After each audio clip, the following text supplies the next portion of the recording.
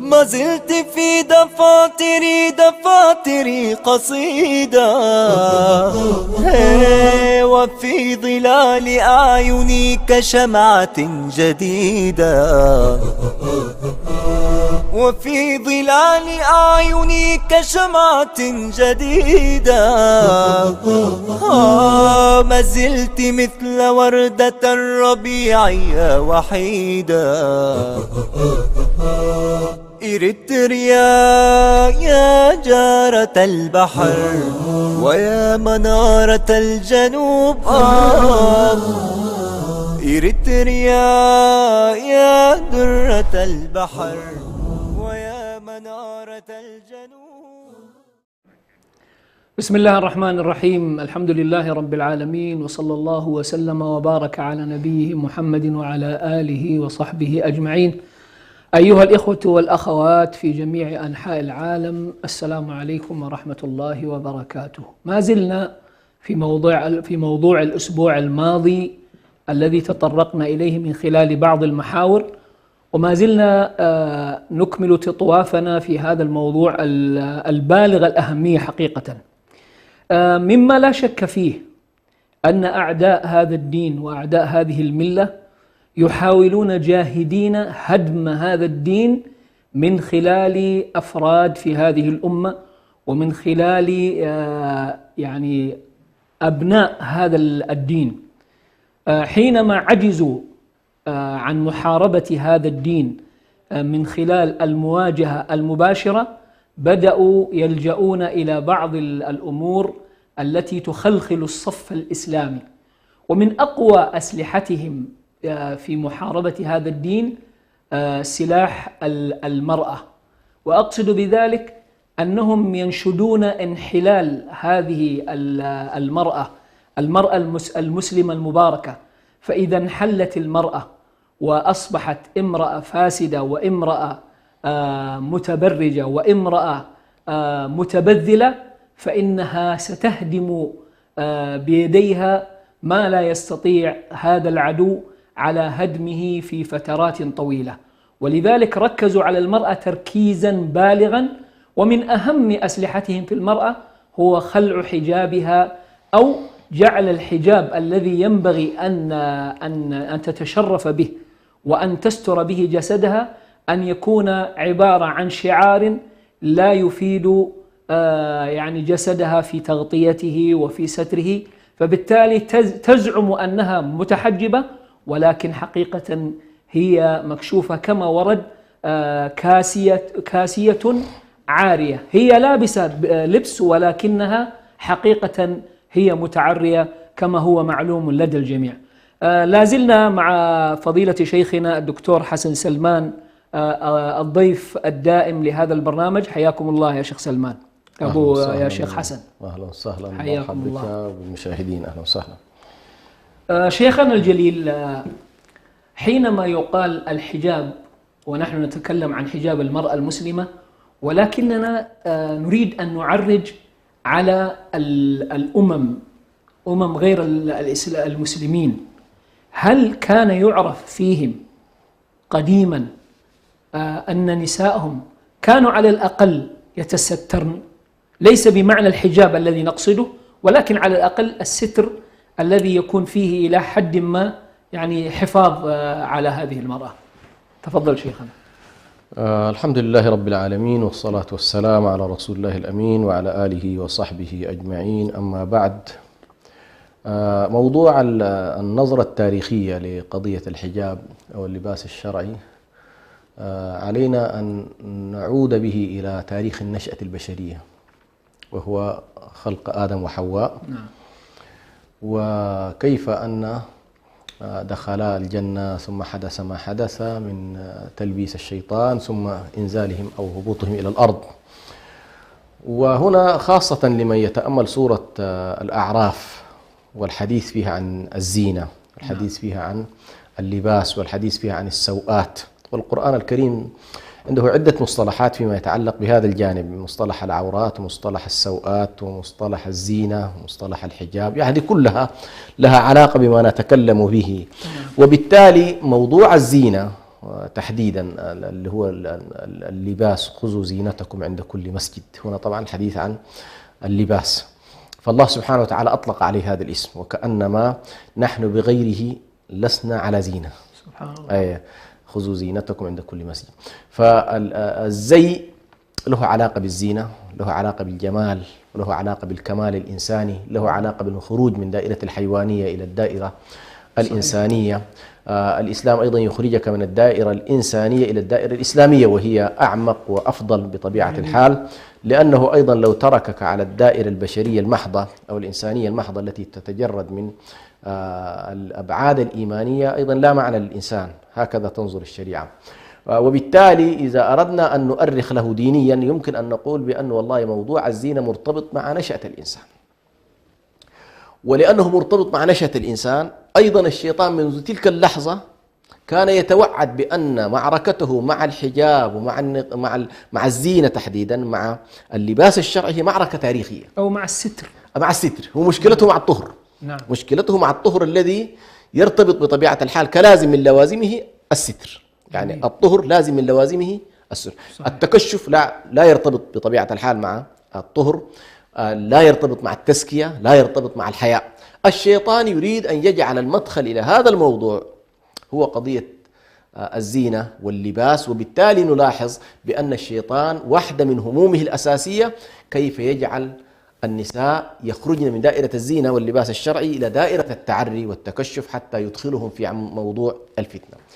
فتاريخيا لو أردنا أن نقول متى بدأ الحجاب، يمكن أن نقول من اللحظة التي هبط فيها آدم وحواء ما أمرهم الله تبارك وتعالى بالتعري والتكشف، بل كان الأمر بموضوع الزينة وموضوع اللباس، بغض النظر الكيفيات التي كانت، يعني هل والله التستر كان يتم بملابس عادية لأن هذا له علاقة بارتباط الصناعات أيضا، صحيح. أم أنه والله كان مرتبط بأشياء من الأشياء الطبيعية، كانوا يتغطون مثلا بأشياء طبيعية، ممكن أيضا أن يكون الجلود قد يكون واحدة منها، السعف قد يكون واحد.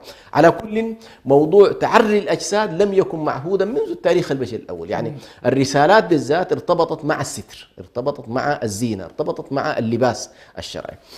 كلما ابتعدت عن تاريخ الرسالات والديانات إلى القارات اللي ممكن والله لم تكن عليها آثار النبوة والرسالة، تلقى العري وتلقى التكشف وهكذا. فمثلا في أدغال أفريقيا تكثر عملية التعري مثلا، صحيح. والتكشف. لماذا؟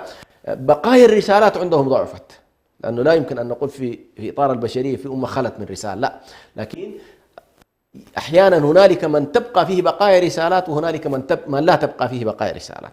فمثلا لو جئنا الجزيرة العربية من الناحية التاريخية ستلاحظ بأن موضوع الستر والحجاب وكذا كان معروف عندهم بناء على رسالة إبراهيم وإسماعيل، نعم، وهكذا. فالشاهد بالنسبة لللباس الشرعي مرتبط بالتاريخ الأديان، هذه واحدة. لكن لو نظرنا إلى ما يسمونه الآن بالتاريخ الوسيط والتاريخ الحديث، الذين رصدوا من خلال الآثار وما هو مكتوب على كل ومدون، أقرب تاريخ يذكرونه في ذلك تقريبا 1125 سنة، التاريخ المؤرخ الآن لقضايا الحجاب بالذات، موضوع الحجاب واللباس وأشكاله، وكل مجموعة كانت على كل تلبس زي معين. فمثلا في بلاد ما بين النهرين التجربة الآشورية وتاريخ العراق القديم مرتبط بالحجاب، ستلاحظ بأنه هنالك ارتباط بالحجاب. القوانين اللي كانت تصدر من الدولة نفسها، القوانين الآشورية، سواء تأثرت هنا بالأديان أو كانت والله ما متأثرة بالأديان لكنها متأثرة بالعادات والتقاليد، كانت تنص هذه القوانين على إلزام المتزوجات والأرامل مثلا بموضوع الستر وموضوع الحجاب. كان قوانينهم كانت هكذا. إذا جئنا مثلا إلى التاريخ الروماني والتاريخ الإغريقي، أيضا هذا التاريخ خاصة الإقريق ارتبط عندهم أيضا موضوع الحجاب بالحرائر، فكانوا يميزون بين الأمة والحرة والمتزوجة بالستر، وكانوا ينظرون إلى أن متى ما رأيت المرأة عليها ستر وعليها حجاب وعليها لباس متكامل فهي امرأة حرة من جانب، وامرأة متزوجة جانب آخر. إذا رأيتها متبذلة قليلة اللباس الذي يستر لجسدها تصنف إما أنها من البغايا اللي هم الساقطات، وإما أنهن من الإماء. هذا التاريخ الإقريقي والتاريخ الروماني. لو نزلنا إلى الحضارة المصرية أيضا، تاريخ الحضارة المصرية، ستلاحظ فيه أيضا هذا الجانب بشكل واضح. يعني هنالك موضوع الستر أحيانا يرتبط بعوامل تاريخية سلطوية كذا. مثلا يقول لك والله المصريين في البداية كان لم يعرفون الحجاب الكامل بهذا الشكل، لكن لما هجمت عليهم، لما حصل عليهم السيطرة اللي هي مجموعة الهكسوس، هذه قبائل غزت مصر وسيطرت عليها. فيقول لك نساء المصريات خوفا من الرجال الذين سيطروا على البلاد عرف أيضا عندهم موضوع التستر الكامل، فكانت المرأة المصرية خوفا من أن يطالها المستعمر الخارجي كانت أيضا حريصة أن تكون متزينة وكذا. ثم بعد ذلك جاءت سلطات أخرى فحاولت أن تخفف هذا الوضع. لكن تاريخيا في مصر نفسها ستلاحظ أنه أيضا موضوع الجلباب له علاقة بالأديان، فدخول يوسف عليه السلام ودخول موسى عليه السلام من هذا التاريخ ستلاحظ أيضا الرسالة اليهودية إن صح التعبير، الرسالة التي بعث به موسى عليه السلام، ثم ما بعده أيضا عيسى عليه السلام. كانت الصورة واضحة، يعني النصوص الإنجيلية في موضوع الستر واللباس كان واضح إلى وقت قريب، يعني إلى 1900 تقريبا الميلادي، قبل 100 سنة كانت أوروبا تعرف هذا الموضوع، وكان المرأة عموما تلتزم بهذا الزي. أيضا ذكرت في موضوع الجزيرة العربية كان بقايا ما لديهم من أديان أيضا هذا تلمسه في الشعر العربي تحديدا. سقط النصيف ولم ترد إسقاطه فتناولته واتقتنا باليد. حديثهم عن قضية ستر المرأة، حديثهم عن أنها لا تتكشف، لا تظهر للناس، هذه كلها تبين لك مدى تغلغل هذه الظاهرة، ظاهرة الستر، ظاهرة العفاف، ظاهرة التطهر، حتى ولو لم يكن الناس على الهداية المطلقة، لكنهم بقايا هذه الأديان كانت مؤثرة عموما في زيهم وفي لباسهم. أنا ألاحظ شيخنا أنه الصور التي تأتينا، الصور الإرشيفية، نعم، بداية اكتشاف الكاميرات، نعم، نلاحظ أن صور النساء، يعني أنا أقصد النساء الغربيات، نعم، أوروبا وما شابه ذلك، نعم، أن لباس المرأة الأوروبية يعني يكسوها من رقبتها هنا، نعم، إلى أخمص قدميها، وربما لا يرى من أقدامها شيء، حتى لو قلنا أنها لم تلبس الحجاب المعروف لدينا، نعم، ولكن على الأقل يعني تجد أنها فيها ستر، نعم، وحتى في رأسها هناك مثل المنديل. نعم. فما تعليقكم حول هذا الكلام؟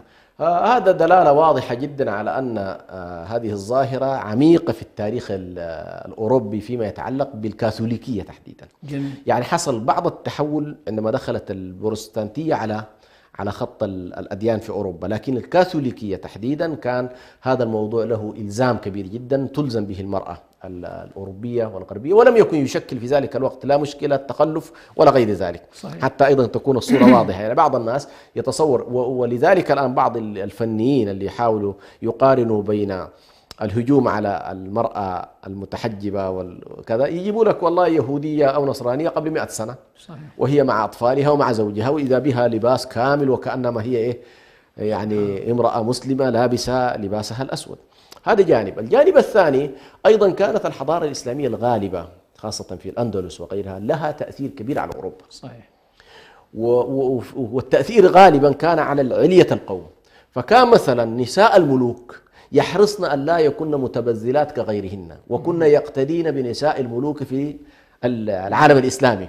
فالمرأة إذا تسترت ولبست لباسا كاملا ولبست بعد ذلك التاج تشعر بأنها كأنما قلدت العالم الإسلامي اللي في ذلك الوقت، كما هو الحال عندنا الآن في أوروبا. يعني كما يقول ابن خلدون، يقول المغلوب مولع أبدا بتقليد الغالب. ففي ذلك الوقت سبحان الله كانت النظرة إلى العالم الإسلامي، فكانت قضية الحجاب منتشرة، الحديث عند الأوروبيين بأنه والله يتكلم كلمتين ثلاثة باللغة العربية أو يجيد العربية، هذه كانت حاجة كبيرة جدا، كما نحن الآن نحرص على اللغة الإنجليزية وهكذا. فعلى كل الزي هذا كما تفضلت يبين على أنه ليس أمرا جديدا، يعني لا تربطه فقط بالرسالة الإسلامية، إنما هو تاريخ الأديان كلها له ارتباط بالتطهر، والتطهر له علاقة بموضوع ستر الأجساد، وألا يكون فتنة وألا يكون عرضة للآخرين، وأن هذه المرأة ملكة بثيابها وليست متبذلة كما يريدها دعاة التعري. أليست فطرة المرأة السليمة الصحيحة، نعم. أليست هي تدعو إلى الستر بالنسبة للمرأة بخلاف ما نرى الآن؟ نعم، أحسنت. هو سبحان الله، يعني حتى لو نظرت الآن إلى قضية التخلف والتقدم التي يتكلمون عنها، تاريخ التعري في حقيقته تاريخ تخلف في البشرية. سبحان الله. أي يعني لو نظرت الآن إلى المجموعات البدائية التي ذكرتها في أفريقيا، هذه مجموعات ستلاحظ بأنها قليلة الارتباط بالرسالات وقليلة الارتباط بالتحضر. تاريخ اللباس تاريخ حضارة، تاريخ اللباس وتاريخ حضارة، وبالتالي فعلا الذهاب إلى التعري والذهاب إلى التكشف والذهاب إلى هذه المساحات للأسف الشديد أول فيها استجابة شيطانية للوعد الأول الذي توعد به إبليس أنه هو في النهاية سيعمل على إضلال البشرية. الأمر الثاني أيضا ما أخبر عنه النبي صلى الله عليه وسلم: صنفان من أمتي لم أرهما، اللي هو الرجال، اللي هو قوم يحملون الصياط ونساء كاسيات عاريات مائلات مميلات رؤوسهن كأسنمة البخت المائلة لا يدخلن الجنة ولا يجدن ريحها. هذا التمثل الشيطاني في أنه والله الإضلال عبر المرأة، الإضلال عبر التعري، الإضلال عبر التكشف، هو صراع أبدي ممتد مع البشرية منذ بدايتها، وليس أمرا طبيعيا كما يتصور البعض. يعني نحن الآن لما نفرد حلقة وحلقتين وثلاثة لقضية الحجاب ليس أمرا بسيطا حتى، إنما هو أمر كبير وكبير جدا. لماذا؟ لأنه له علاقة بصراعنا مع الشيطان، له علاقة بصراعنا مع مشروع الهداية أو الضلال. يعني هل أنت والله ستنحاز إلى مشروع الضلال أم ستنحاز إلى مشروع الهداية؟ هل ستكون مع أوامر الرحمن أم ستكون مع ضلالات الشيطان؟ هذه القضية الأساس. ولذلك لماذا ينزعج الناس من الزينة، ولماذا ينزعج الناس من الزينة الشرعية، الزي الشرعي أو اللباس الشرعي؟ لأنه فيه رمزية وفيه مخالفة للشيطان، والشيطان وجنوده هنا ينزعجون انزعاجا كبيرا جدا من أن يرون الستر يسود في الناس. نعم. طيب الآن يا شيخنا يعني الدعوات قائمة على أشدها في موضوع الشواذ، ولن نقول المثليين. نعم. الآن مظاهرات ودعم من الدول الغربية لهؤلاء، لهذه الفئة التي تمثل خزي على البشرية حقيقة. يعني نعم. هل هذا يعني هو عبارة عن انتقال من محاربة المسلمين في حجاب نسائهم، هل هو نقلة إلى موضوع أكبر أم هو يعني هذا منفصل وهذا منفصل؟ هو على كل المسارات سبحان الله ستجدها مسارات مرتبطة ببعضها البعض. أنا قراءتي عموما لقضية الشواذ هو في أوروبا لما فتحوا الموضوع بتاعت الجنس إلى أقصى مداه صار الأمر موجودا عندهم، صار قضية الجنس نفسها وصلوا إلى مرحلة الآن في بعض البلدان إلى ما يسمى بالدراسات الاجتماعية والنفسية إلى مرحلة اللاجنس، وهو الملل التام من قضية المرأة والاتصال بالمرأة، أنه هو خلاص لم تعد. وهذه حكمة الله سبحانه وتعالى في هذه الأوامر ألا يعلم من خلق وهو اللطيف الخبير. فالله عز وجل عندما يضرب على النساء بالحجاب واللباس والأمور، أنا حقيقة لي قراءة أخرى في قضية أيضا الحفاظ على رجولية الرجال. فرق كبير جدا بين انك انت تنظر الى امرأة متكشفة وعارية ومتاحة لك، وبين امرأة لا محفوظة ومصانة وليست. لاحظت؟ صحيح. فالبعد النفسي في هذا الجانب حاضر. فهم على كل في اوروبا لما ضربوا في هذا الاتجاه ورأوا بان، ولاحظوا حتى هذه اللحظة بانه والله الاسلام هو وحده الذي يقاومه، الاسلام بفطرته والاسلام بحجابه والاسلام بطهوريته والاسلام باحكامه هو الذي يقف حجر عثرة امامه.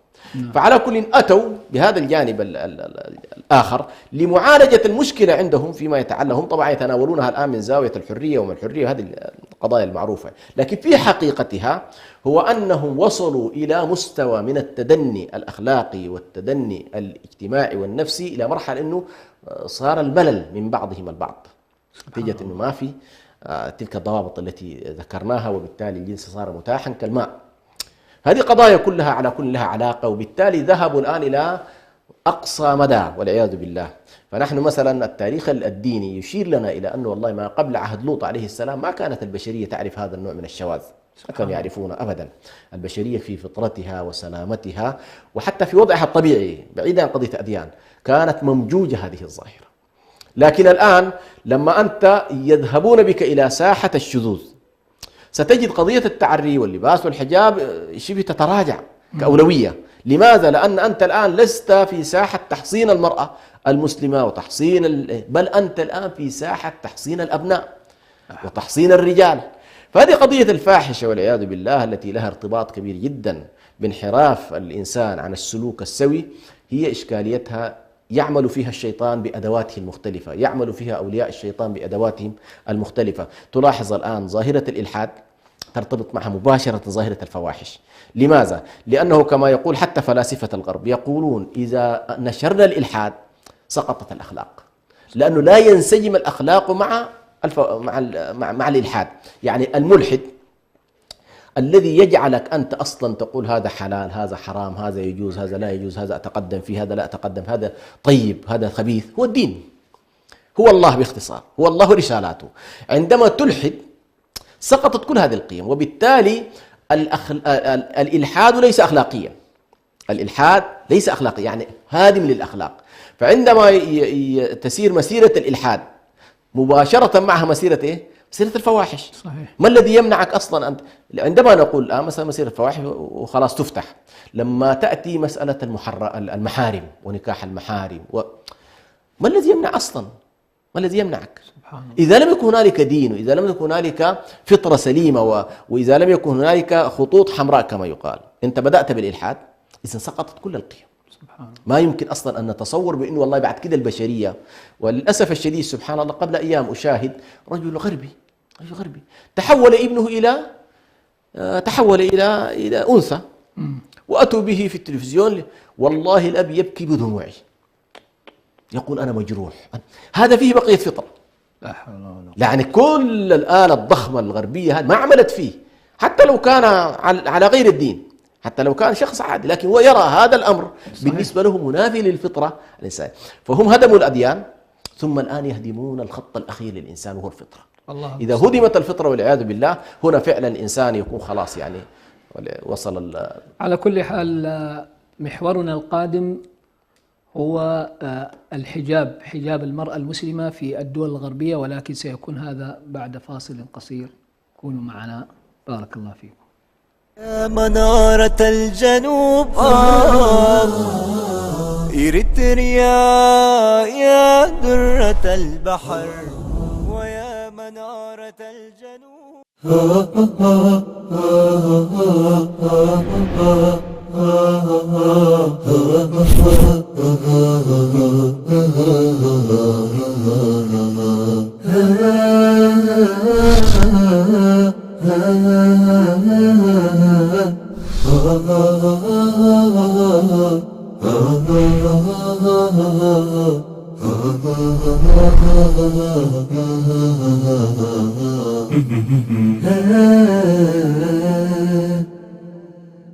وهذا البرنامج يتناول تاريخية اللغة العربية في مر العصور والدهور، ومن حيث نهضتها وانتشارها.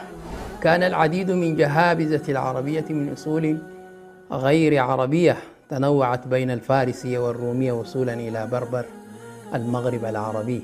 ستظل رابطة تؤلف بيننا، فهي الرجاء لناطق بالضاد. أنا البحر في أحشائه الدر كامن، فهل سألوا الغواص عن صدفاتي؟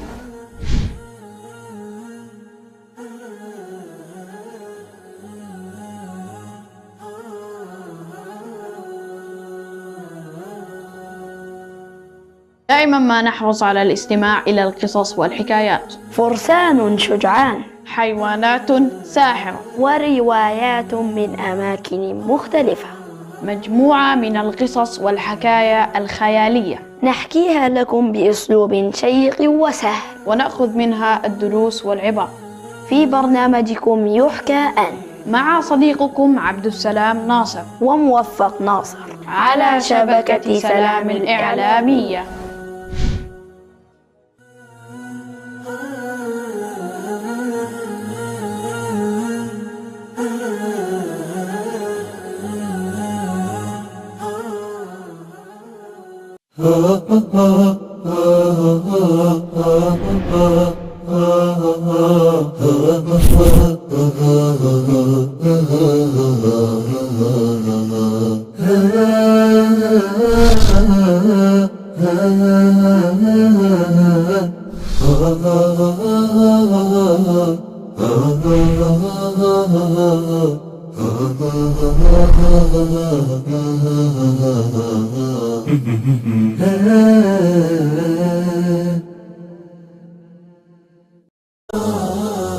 إريتريا يا درة البحر ويا منارة الجنوب. بسم الله الرحمن الرحيم. ما زلنا معكم أيها الإخوة والأخوات في موضوعنا المهم جدا، وهو موضوع حجاب المرأة المسلمة. لا شك أن ظروف المسلمين اضطرتهم وألجأتهم إلى أن يرحلوا إلى بلاد الغرب. فما هو حال حجاب المرأة المسلمة في الغرب؟ هل هناك حجاب؟ وإذا كان هناك حجاب ما هو حاله؟ نعم، هو طبيعي أن نقول بأنه حيثما انتقل مسلم من ديار الإسلام إلى ديار أخرى غالبا ما تجده ابتداء يكون محافظا على وضعه الطبيعي لفترة من الزمن، ثم يبدأ ممكن التساهل. بعض الناس قد يتساهل، لكن الأصل أن الناس تنتقل بإعاداتها وأعرافها وتقاليدها. ويتفاوت الناس في مفهومهم لللباس أيضا، فمنهم ما شاء الله من ينتقل بزي متكامل ويظل مواصل فيه، ومنهم من يكون والله لا محافظ على الشكل العام، لكن قد تنقص هذا اللباس بعض الضوابط وبعض الشروط، التزام بثياب معينة، تغطية الرأس بشكل عام، تغطية الجسد، لكن تبقى هنالك مثلا بعض الأذرع مفتوحة، بعض الصدر مفتوح، لكن فيحافظون. وهنا سنلاحظ بأن المجتمعات المسلمة تختلف. هنالك مجتمعات قد يكون زيها الذي تخرج به من بلادها لا إشكال فيه، فتواصل، لا تجد حرج بين ما هي عليه وبين ما ينتظرها هناك. لكن بعض الأزياء قد تكون لا تشكل لهم حرجا. فعموما يمكن أن نقول بأن المسلمين في الغرب بشكل عام يحافظون في مجملهم، يحافظون على الزي العام الذي يوصف بأنه زي إسلامي في شكله وفي مظهره. لكن في الآونة الأخيرة صار هنالك نوع من التوجس من هذه الظاهرة، لأنه ظاهرة الحجاب الغرب، عشان نكون الصورة واضحة، الغرب عندما يستوعب المهاجرين الفكرة الأساسية عنده هي فكرة الإدماج. صحيح. فكرة الإدماج، وفكرة الإدماج مبنية أصلا على فكرة أن أنت عندما تكون جزء من هذا المجتمع يفترض خلاص تسود فيه ثقافة هذا المجتمع. فالمغايرة الكلية في الأزياء والشعائر والعبادات والمعاملات، وهذه بالنسبة لهم معناه تناقض إيه؟ تناقض الإدماج. صحيح. تناقض الإدماج. فعلى كل الغرب حتى هذه اللحظة يعاني مشكلة في هذا الاتجاه، أو يمكن أن نقول ظاهرة الحجاب وظاهرة الإسلام في الغرب.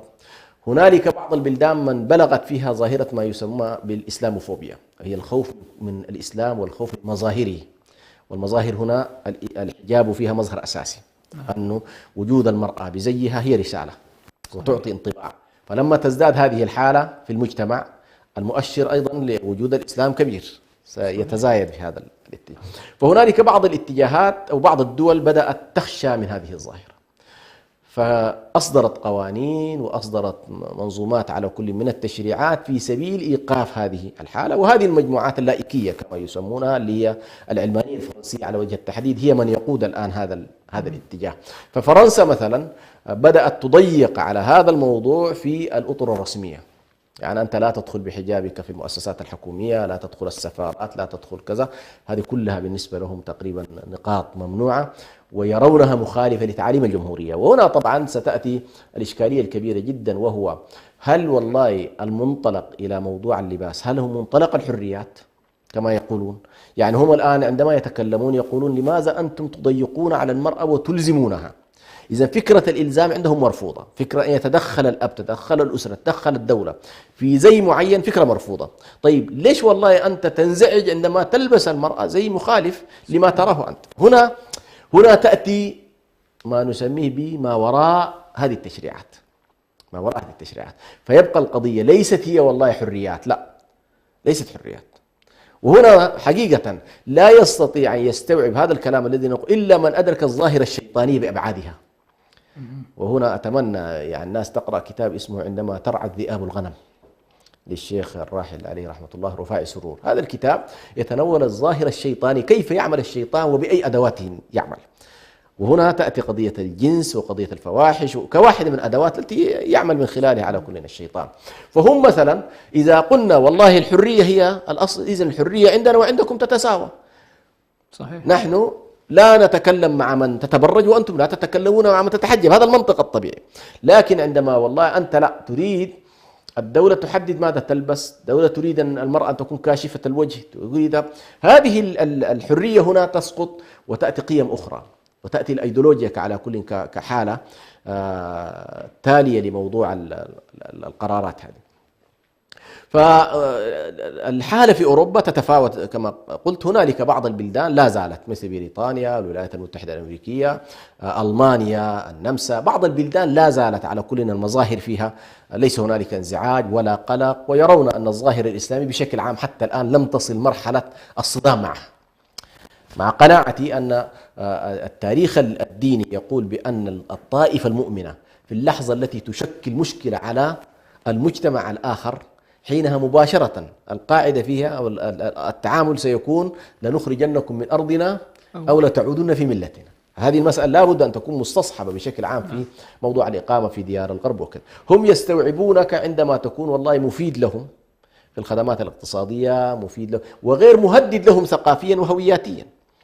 فهم يرون الآن، بعضهم يرى أن والله الهوية الإسلامية بصورتها اللي قاعد تصدر الآن واللي قاعد تمشي إلى الغرب هي مهدد من المهددات للمنظومة الغربية. ستأتي لحظة من اللحظات أنا أتصور أن ربما النموذج الفرنسي قد يعم كثير من البلدان، وخصوصا مع ظهور التيار الشعبوي الآن في كثير من البلدان وزيادة ظاهرة الإسلاموفوبيا في أكثر من بلد. هنا قد تكون هذه مخيفة على كل في المستقبل. وبالتالي ما نسميه الآن من حجاب ومن لباس عمليا الآن بعض البلدان، وأنا حقيقة تجيني كثير من الفتاوى خاصة في فترة الكورونا وغيره، كانت تجيني فتاوى في ماذا نفعل. يعني أحيانا عندما نلبس الزي الشرعي نتعرض من بعض المتطرفين، من بعض الشعبويين، نتعرض في أنفسنا، فماذا نفعل؟ ونحن أحيانا نكون شغالين إلى الفترة 9 مساء 8 مساء، فإن خرجنا بزينا المتكامل هذا المعروف نتعرض لمشكلات. فهل يمكن أن نتشبه بالحالة العامة وكذا؟ فهي على كل واحدة من الإشكالات اللي أنا في رأيي تواجه الآن موضوع الحجاب تحديدا في الغرب. حقيقة لو ركزنا في هذا الموضوع على المرأة المسلمة الإريترية، حقيقة على حسب علمي وعلى حسب زياراتي للدول الأوروبية وجدت أن المرأة الإريترية المسلمة تنقسم إلى قسمين. نعم. هناك امرأة مسلمة ولكنها يعني بالنسبة لها موضوع الحجاب إنما هو عبارة عن فرض من قبل المجتمع أو الحكومة أو ما شابه، مثل السعودية والسودان. نعم.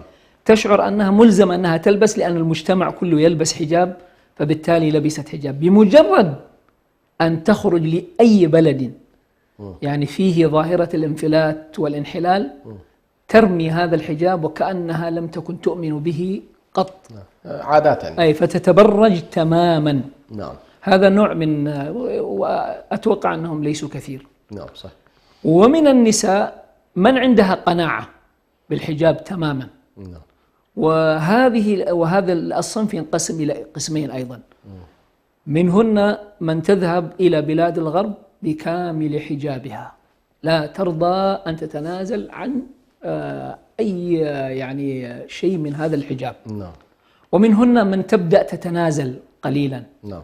تغير في بعض، يعني بعضهم مثلا تلبس يعني اللبس العادي ثم تغطي رأسها. نعم. وبعضهن تعدين الحد أيضا، يعني تلبس البنطال والأمور التي تجسد جسمها وتلبس وتغطي أيضا، يعني ركزت موضوع الحجاب على تغطية الرأس. نعم. وكل شيء باين. والأسوأ من ذلك أيضا أنه بعضهن أيضا تجدها يعني تعمل المكياج، كحل وما شابه ذلك. فبالتالي الإريتريات أتوقع أنهن لا يخرجن عن هذا الإطار في موضوع الحجاب. الآن يا شيخنا،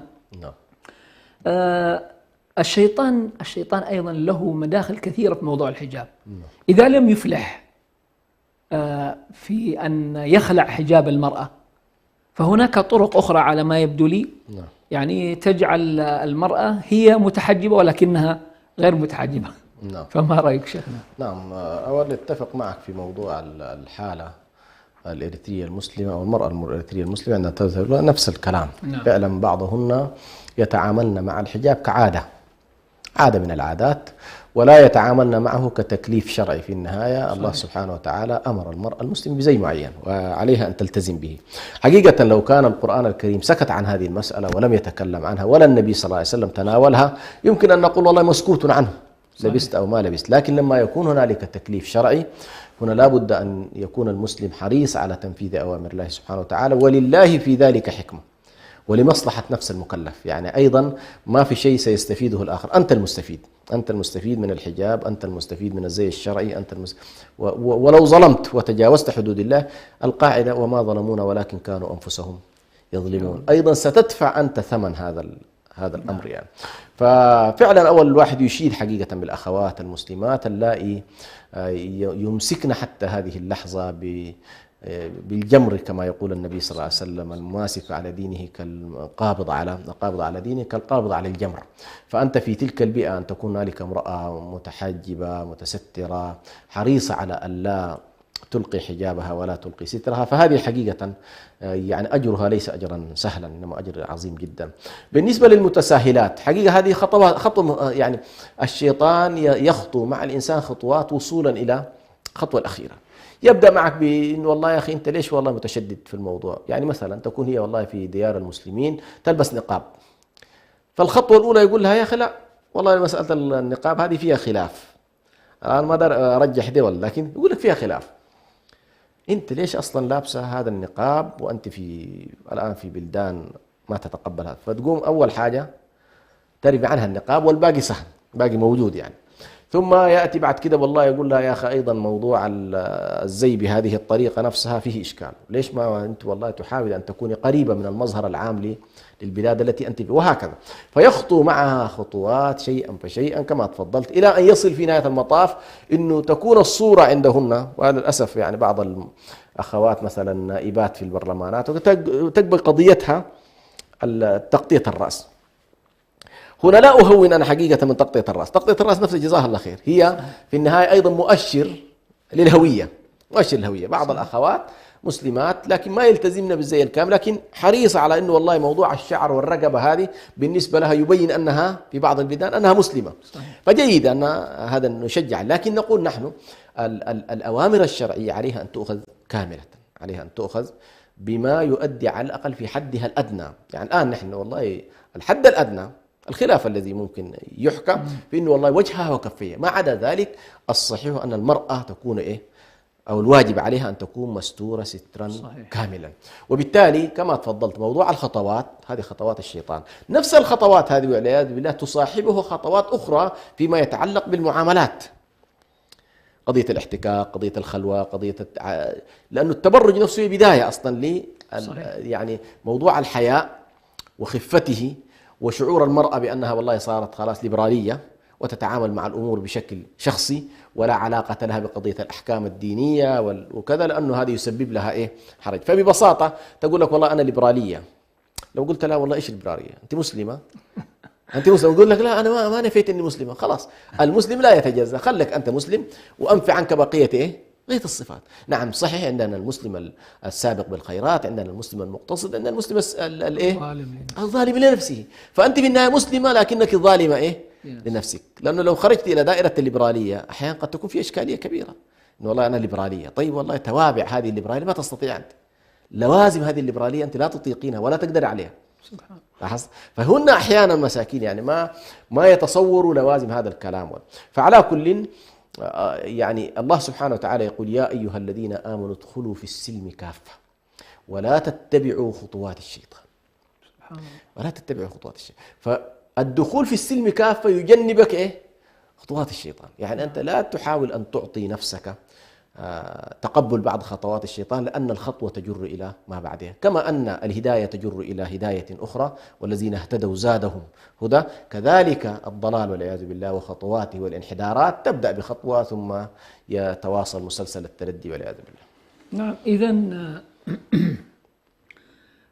ما نريد أن نقوله في نهاية المطاف أن المظاهر الجديدة التي حلت على المسلمين فلنقل في العشر سنوات الأخيرة من زخارف في اللباس، ومن تضييق في اللبس، ومن اللبس الشفاف، ومن كشف الوجه مع عمل المكياج، والمؤشر الذي يعني ترى أنه هو المؤشر الصحيح، هذه المرأة ترى أنها الآن محجبة. يعني وأنا الآن أرى أنه في بعض المجتمعات يرون هذه المرأة، يقول لك هذه مرأة محجبة، وهي حقيقة كما يقال حجابها يحتاج إلى حجاب، لأنها هي يعني لا بد أن تفقه المرأة المسلمة ما المقصود من الحجاب. المقصود الأساسي من الحجاب هو الستر. فإذا لم تستر أجزاء جسدها وظهرت منها الزينة، وظهرت جماليات المرأة، وظهرت مفاتن المرأة، فهذه المرأة ليست متسترة. لذلك نقول أن الشيطان من ذكائه أنه يعني عرف أنه هذه المرأة لا يمكن أن تخرج عارية، فبالتالي جعلها يعني متعرضة للفتنة، وهي تزعم وفي نفسها أنها محجبة.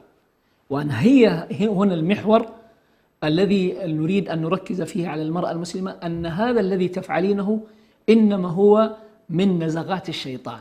نريد أن نركز على هذه النقاط بالذات شيخنا، يعني بهذه الأمثلة. أحسنت. على كل في موضوع نزغات الشيطان يعني وتوهيم الشيطان وتلبيس الشيطان مدارس، هي ليست شيئا واحد. وما ننسى الشيطان هو صاحب أعظم تجربة بشرية في إضلال الإنسان. يعني هو ما شاء الله الرصيد الإرشيف البشري كله يعرف المداخل ويعرف المخرج. ومن حكمة الله ومعرفته بالشيطان وإغواءات الشيطان وتلبيس الشيطان أيضا رصد لنا التاريخ البشري كله، كيف أضل قوم نوح، كيف أضل قوم هود، كيف أضل قوم صالح، قوم لوط، كذا. فكله فتجربة بشرية يكشف لنا فيها مشهد من مشاهد مشاهد إضلال الشيطان. ومنها موضوع الفواحش مثلا. هذه الفواحش بدأت في وقت مبكر، والقرآن الكريم يقول لنا الله لا يأمر بالفواحش، لا يمكن أن يأمر الله سبحانه وتعالى، حتى لو قال البعض والله أمرنا بها، قل إن الله لا يأمر بالفحشاء. فالفحشاء لا يمكن أن يأمر الله بها، ولا يمكن أن تتضمن هذه المسألة تشريعات الرحمن جل جلاله. لكن خلينا برضو نقف في جزئية مهمة جدا، وهي في الوقت الذي نحن نتكلم بطبيعة الحال عن هذه الأوامر الإلهية، وإنه والله على المرأة أن تفعل وتفعل وتفعل، علينا أن لا ننسى بأن الأمر ليس بسيطا. يعني غير ظاهرة الشيطان هنالك ظاهرة أولياء الشيطان. صحيح. أولياء الشيطان خطورتهم أن يحولوا هذه الحالة من حالة شخصية إلى حالة قانونية ورسمية. سبحان الله. يعني يبقى هذا إشكال كبير مسكين يواجه المرأة. كثير من الأخوات اللائي ذهبن إلى الغرب ويعيشن في بلدان تلقى مثلا في الحتة القانونية لا تستطيع أن تتجاوز. خلاص، ما هذا قانون. صحيح. يعني إذا ذهبت، يعني حصل مرة يعني مع واحدة من البنات مثلا ذهبت إلى سفارة من السفارات وهي متنقبة، دخلت على سفارة تمنع دخول المرأة بنقاب، فكانت مشكلة في السفارة مع زوجها، إنه أنت والله تحمل جنسية البلد وتعرف القوانين، كيف تركت هذه المرأة؟ وتحقيق دخلت معهم في ساعة ونصف في تحقيق، هل أجبرك ما أجبرك، هل كذا، أنت حرة، أنت أدمن. هذه مزعجة بالنسبة لهم على كل فيه. فالشاهد ما أريد أن أقوله، التحديات التي تواجه النساء المحجبات، النساء المنتقبات، النساء اللائي يلتزمن بالزي الشرعي ليست أيضا بسيطة. جزء منها تحديات مجتمع، أن كثير من المجتمعات الكافرة مثلا لا تتقبل هذا الوضع، بل تراه مشكلة، فيعمل على الازدراء بهن أو مناكفاتهن، أو يعني إذا الدولة بالذات في هذا يشعر بعض الناس أنه والله الدولة تريد هذا النوع من التحرش حتى يخرجوا أصحاب العفة والطهر من هذا المجتمع، قد يكون الدولة تتساهل. صحيح. هذه إشكالية. أيضا أحيانا يكون والعياذ بالله حتى في بلداننا بعيدا حتى عن الغرب، كثير من الأخوات الآن يشكين مثلا من قضية يقول لك لا نستطيع أن نعمل ونحن بهذا الزي الشرعي، وهذه كارثة في المجتمعات المسلمة. يعني أن يكون والله صاحب الوظيفة يشترط على الفتاة المسلمة إنه والله أنا بزيك هذا لا أستطيع أن أتقبلك في إن أردت الوظيفة، اشتراطات هكذا. طبعا هذه البلوى تتفاوت أيضا من وظيفة لوظيفة. فمثلا الآن الإعلام في العالم العربي والعياذ بالله يكاد يكون مجمع أن والله لا تظهر في الشاشة مثلا امرأة متسترة. صحيح. وفي أمور خلف الكواليس مآسي عندما تسمع عنها وتقرأ عنها، هذه إشكالية كبيرة جدا. فنحن كأنما نحمل الناس والعياذ بالله حملا على العري، حملا على عدم التستر، حتى لو أرادت أن تظهر بزي شرعي لا بد كما تفضلت أن يخرقوه بالمكايج والمكياج والأشياء هذه حتى تقع في أيضا يعني يخرجوا مقصود النقاب ومقصود الحجاب الإسلامي والجلباب، يخرجوا عن مقصوده. فالله لما يأمر بأمر له مقصود، وهو الستر، هو العفة، هو التطهر. طيب أنت والله لبست اللبس، لكن فعلت كل ما يؤدي إلى الإثارة وكل ما يؤدي إلى لفت الأنظار وكل ما يؤدي إلى، فأنت ما فعلت مقصود الشارع. فعلى كل هنالك الكثير من الإشكالات أنا في تقديري تواجه المجتمعات، وتزداد هذه المسألة إذا اتجهنا غربا.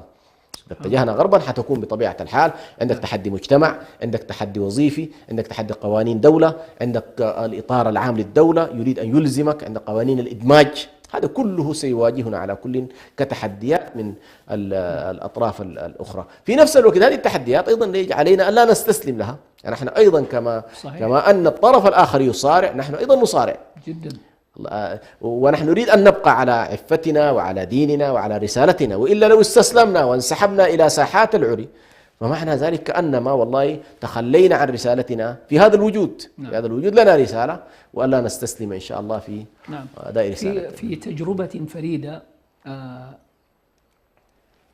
أخبرتني إحدى الأخوات في دولة غربية، ووظفت في منصب حساس، يعني في دائرة حكومية يعني تعتبر من الدوائر العليا. فحينما قبلت في وظيفتها اشترطت عليهم أنها ستكون محجبة كاشفة وجهها وكفيها، أنما بقية جسدها محجب. فمجلس الإدارة يعني قالوا سنجتمع ونرى الأمر. اجتمع مجلس الإدارة، بينما طبعا سابقا الأخوات الموجودات يعني كاشفين متبرجات، وكما يعني يعرفون متطلبات الوظيفة. ملتزمات وزي معين. فلما طلبت هذه الأخت أن تكون بهذا الستر وبهذا الحجاب، اجتمع مجلس الإدارة ورأوا أنه لا يمنع أن تكون محجبة، اشترطوا عليها فقط عندهم ألوان معينة تأخذ الأقمشة وتفصل حجابها على هذه الأقمشة. فلما بدأت هذه الأخت في وظيفتها وبحجابها جاء الأخوات أتوا، كيف أنت محجبة؟ قالت طالبت بحجابي ورضوا. فبدأوا يطالبون بالحجاب من الأقسام، قالوا فلانة محجبة نريد أن نكون محجبات، فقالوا لا مانع وعمم. ما شاء الله. فالذي يطالب بأن يكون بزي معين وبشكل معين، يعني طالما هناك مطالبة وإلحاح يقبل. صحيح. يقبل هذا الأمر، والدعوة في النهاية هي عندنا لا نكون إن شاء الله أجرها. يعني لها من سن سنة حسنة، هذا المقصود بها. أنها أحيت سنة المطالبة بالحق والالتزام بالنقاب، الالتزام بالحجاب كما تفضلت، وهذه إن شاء الله لها أجرها وأجر من عمل بها إلى يوم القيامة في هذا الموطن الذي هي فيه، فهي مأجورة لها ولأخواتها. لماذا؟ كما تفضلت، يعني أحيانا كثيرة نفترض أن الطرف الآخر لا يتقبل رؤانا، وأنت في بلاد فيها حرية، قل رأيك. نعم. بل أمشي في اتجاه التصعيد القانوني. جميل. يعني حتى لو قالوا لك لا، أمشي في اتجاه التصعيد القانوني، أوصلها إلى محكمة الاتحاد الأوروبي مثلا. صحيح. إنه والله ما الذي يمنع مثلا الوضعية الفلانية. فهذه المسائل تحتاج كما تفضلت عدم استسلام. نعم. تحتاج إلى منظمات أيضا تساعد في الناس في هذا الجانب، حتى لا يفهم بأنه والله تجير الناس كلها نحو منظومة معينة ويتنافى. وللأسف الشديد طبعا حتى هذه سبحان الله الغرب من ضمن تناقضاته، من جانب يشيد بالتعددية ومن جانب ينزعج من التعددية. طيب أنت تقول والله يا أخي التعددية جمال، التعددية إيجابية، طيب تقبلني بتعددي، تقبلني كما أنا. ليش أنت والله قلق من الطرف الآخر؟ ألم تقل والله أنت أحيانا تحيي في أفريقيا وفي البلدان العربية تحيي المواد، ثقافات تكاد تندثر يذهبون إليها ويحرصون على تصويرها ويحرصون على تسجيلها ويذهبون إلى أنه هذا شكل من أشكال الثقافات التي يجب أن لا تندثر. طيب ليش أنت والله حريص أنه والله الأمة كلها تدمجها في شكل من الزي واحد؟ هذه واحدة من التناقضات الكبيرة جدا يعني. الله المستعان وعليه التكلان. على كل حال أيها الإخوة والأخوات، موضوعنا كما يقال ذو شجون. انتهت حلقتنا اليوم، ولربما نعود لمثل هذا الأمر يعني في مرات قادمة أيضا، لأن هذا الموضوع لا زالت أطرافه مستمرة. إلى أن نلقاكم في الأسبوع القادم في حلقة جديدة قادمة، نستودعكم الله الذي لا تضيع ودائعه، والسلام عليكم ورحمة الله وبركاته. إريتريا يا جارة البحر ويا منارة الجنوب،